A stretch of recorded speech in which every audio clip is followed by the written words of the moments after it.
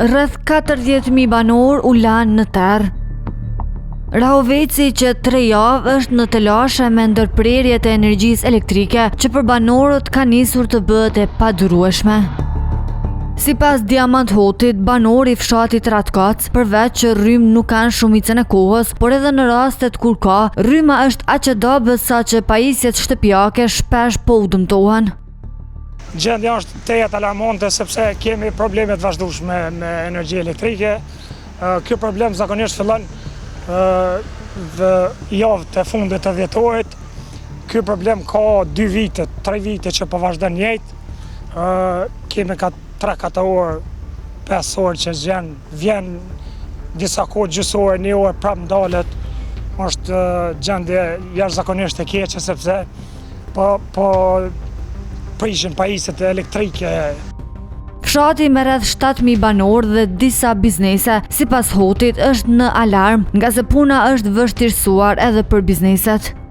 Posto bizneset e mëdha të mesme kanë problemet të mëdha, që nëse vazhdon kështu, është e pamundshme me funksionu, sepse energjia elektrike është primare dhe nëse ka probleme të kësaj natyre, është e pamundshme me funksionu, sepse kur e përdorim generatorin, duhet me përdor me naftë, dhe nafta është shtrenjtë.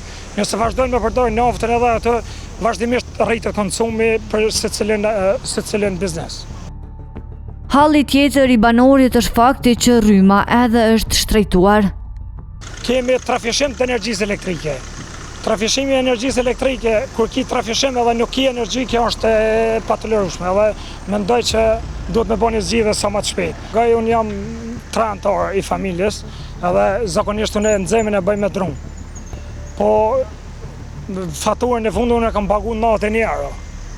Edhe unë po besoj që një familje 3 antarësh nëse i paguan 90 euro, kjo nuk do shumë koment.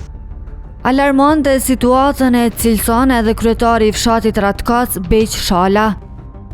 Gjendja në këtë fshat është shumë e keqe. Mu kanë që e kemi reduktimin, e dim që janë reduktim. Po kjo s'ka as reduktim. 10 minuta, 20 vjen, 2 orë, 3 zvjen. Katastrofa edhe me pajisjet shtëpiake janë popullori kanë problem. Shumicës ju kanë djegë, ju kanë dëmtuar. Shkaku i rrymës, edhe rryma adopt, këtë e kena bo me kabla në për shpia, s'kemi qëtë, se vetëm një fazë. Këta të kjecit, vinë e morin edhe sigurisat e të rekin për i trafës, i morin me veti. Ta veç një linije kemi në banorët e këtu fshatit. Sipas Shalës, edhe telefonatat e banorëve në drejtim të tij nuk po ndalen, por që fatkesisht tha se nuk ka se çfarë të bëj as ai. Këta për 2 euro vjen tak po të rrymen, e tash ku kemi nevojë populli për rrymë, nuk ka rrymë. Ju jeni përfaqësues i fshatit, besoj që shumë banorë edhe ju thrasin. Po, për ditë se porzit më therrën mua. Pak pa më therrë, jo më therrën. Çka më bëu? Unë kem takim me kryetarin e porzit në Rovec. Edhe patëm çështën e rrymës, po çka më bëu? Ç'to të kjo?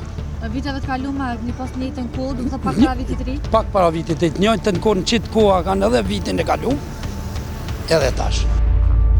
Jo vetëm banorët, por edhe bizneset në qendër të Rahovecit kanë të njëjtin problem. Sipas Naser Kadriut, pronari i lokalit në Stajl, ndërprerjet e rrymës kanë ndikuar tek puna e tij e përditshme. Po siç po shihni edhe vetë te generator nuk mund të punojmë mbas gjithë vështirësitë ndryshe nuk ka më keq. Që sa ditë është ky problem? Po është që një javë. Po brenda 2-3 ditë është jashtëzakonisht vështirë. Ka 2-3 orë, 3-4 orë nuk ka, 1 orë ka. Edhe sa po ndikon kjo që në klienta, në punën e ju? Po ndikon se edhe për shkak të mungesës e ujit, gjemja ujit, gjithë.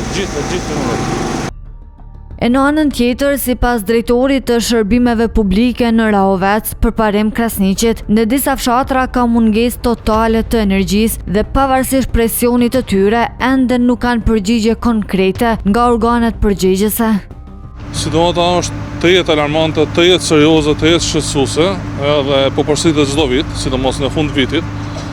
Fatkeqësisht tash kur është periudha ku edhe mërgjimtarët janë këtu, Fatkeqësisht qeveria e Kosovës, shteti i Kosovës nuk ka arrit me siguri diçka që është elementare e mirëqenie sociale të qytetarëve të komunës tonë, përgjithësi dhe qytetarëve në Kosovë. Mendoj që politikat e gabuara të qeverisë, domethënë kanë arritur në këtë masa që nuk ka rrymë, domethënë çdo vit u përsëritet e njëjta situatë. Kemë mungesë totalisht të rrymës, ka fshatra që 2-3 ditë nuk ka rrymë, për shkak ngarkesës.